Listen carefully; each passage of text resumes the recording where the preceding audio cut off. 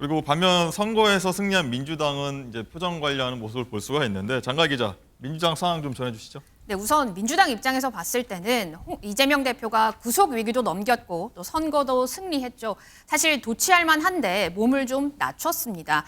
이재명 대표가 구속 리스크는 피해도 사법 리스크는 남아 있다는 점, 또 내년 총선이라는 본 게임까지 분위기를 흩뜨려서는 안 된다는 점에 좀 경각심을 가진 것으로 보입니다. 네.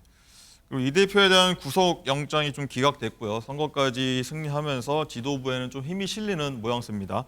비명계에서는 그런데 우려의 목소리를 계속 내고 있는데 한번 듣고 오겠습니다. 대걸레로 때려준 거지 우리가 잘해가지고 아하. 안 때린 게 아니에요. 근데 이재명 체제로 이렇게 이겼어. 이 상태로 내년 총선 가도 압승이야. 라고 하면은 이제 이쪽으로 대걸레가 뺐다가 우리 와요? 쪽으로 오고 아. 그땐 대걸레 없이 바로 쇠몽둥이가 날라올 수가 있는 거죠. 이기는 당은 페니실린 주사를 맞은 격이 돼가지고 예. 그 현재의 체제에 안주할 가능성이 좀 있죠. 좋을 오히려 것이다. 총선에 악재가 될 예. 가능성 아주 높아 보입니다. 네, 강성필 전 대변인님, 네. 이 들으신 대로 네. 이제 승리에 도취되면 총선 때 쇠몽둥이 맞는다. 네, 뭐 이런 맞습니다. 평가가 있었는데 뭐 우려 목소리를 계속 내고 있는데 뭐 동의하십니까 어떠십니까? 네, 100% 전적으로 동의하는 말씀이고요. 네, 또 선거가 끝나자마자 이재명 대표가 메시지를 냈습니다. 민주당의 승리가 아니라 국민들이 윤석열 정권에 대해서 심판을 한 것이다. 그래서 우리 민주당도 자세를 낮추고 앞으로 정진해 나가야 된다. 이런 방향으로 메시지를 내셨는데요. 맞는 얘기고 저는 실제로도 지금 민주당이 그런 방향으로 가고 있다고 봅니다. 근데 그 강서 보궐선거의 승리가 저희 민주당에게는 두 가지를 줬다고 생각을 합니다. 네. 첫 번째는 그 민주당 소속 의원들과 민주당 지지자들에게 좀 자신감을 주지 않았나. 자신감. 대선 이후 또 지방선거에서 크게 패배하면서 사실 당 내부의 어떤 선거에 대한 두려움, 위기감이 있었습니다. 그런데 그런 위기감이 사실 우리가 대선 전부터 계속해서 돌림노래로 했던 이재명 사법 리스크였어요. 근데 이 이재명 사법 리스크가 이번에 영장이 기각되면서 다소 해결된 듯한 모습, 그리고 그 해결된 모습이 그 효과로서 강서 보궐선거에서 승리로 이끌어졌다. 그렇게 보고 있습니다.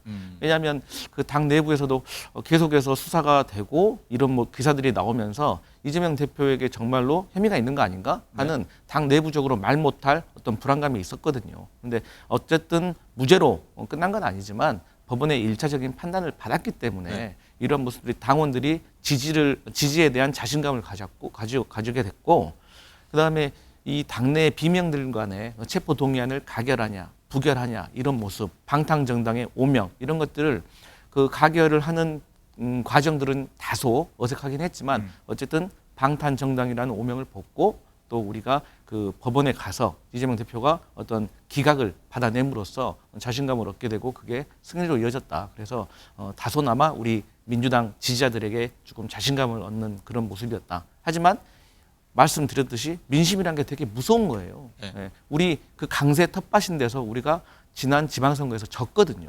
그리고 나서 또 다시 얼마 되지 않아 국민들이 회초리를 때리신 겁니다. 그래서 민주당이 앞으로 단일 대우로 이재명 대표를 중심으로 해서 잘 화합해 나가고 혁신 공천에 나선다면 총선에서도 이길 수 있다. 그렇게 생각합니다. 계속해서 낮은 자세로 임하겠다는 말씀 네. 이어갔고요.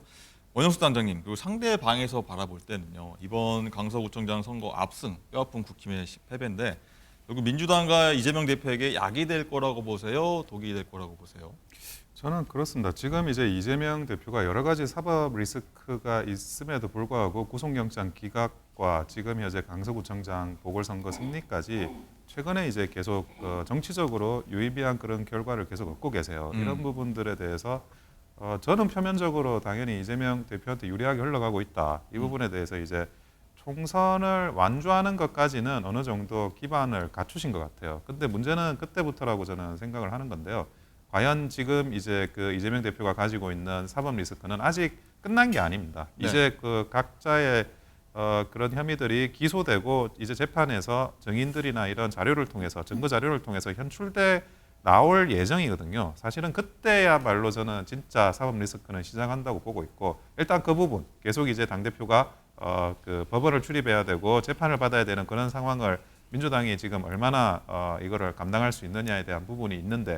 그럼에도 불구하고 이제 그러면 이 보궐선거를 기점으로 해가지고 그러면 친명과 비명이 어느 정도 그러면 화합을 할 수 있는 건지 그런 화합의 가능성은 저는 오히려 낮아졌다고 본다는 거죠. 그러면 비명이 가지고 있는 어떤 그 내부 권력 투쟁과 관련한 그런 판단들에 있어 가지고 모종의 그런 행동에 옮길 그런 가능성이 있다라는 거 저는 그렇게 볼 수밖에 없고 그리고 그 과정에서 문제는 이제 국민의힘이죠. 국민의힘이 내부적인 이번 그 보궐선거 패배를 쓴 약으로 생각을 하고 여기에 대해서 나타난 여러 가지 상황들을 적절히 그 걸음으로 밑걸음으로 해가지고 대비를 한다 그러면 오히려 뭐 다음 선거에서는 결과가 바뀔 수가 있다라는 그런 생각을 가지고 있고 그리고 서울 수도권은 바람에 따라서 이렇게 그 결과가 많이 바뀝니다. 그런데 네. 그 바람을 단순히 기다리는 게 아니라 바람을 만드는 것, 그 바람을 만들기 위해서 누가 어떻게 어떤 바람을 일으키는지를 각 당이 고민을 한다 그러면 그거는 뭐 지금 현재의 이 보궐선거의